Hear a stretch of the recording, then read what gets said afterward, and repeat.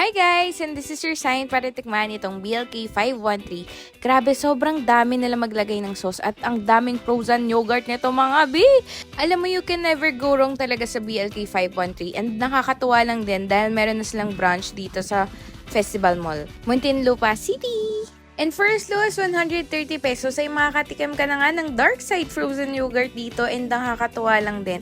Dahil syempre, napakadami nila maglagay ng toppings dito mga bi. So yung pinili ko pala mga toppings dito is kiwi, dragon fruit, cookies, tsaka Oreo. And then syempre, hindi mawawala dyan yung pangmalakasan nating frozen yogurt with spice cookie caramel sauce. Ang dami mga bi, grabe, maiyak ka dito sa sobrang dami. Grabe, sobrang perfect 1,000 talaga nito. And grabe, ang sarap-sarap niya.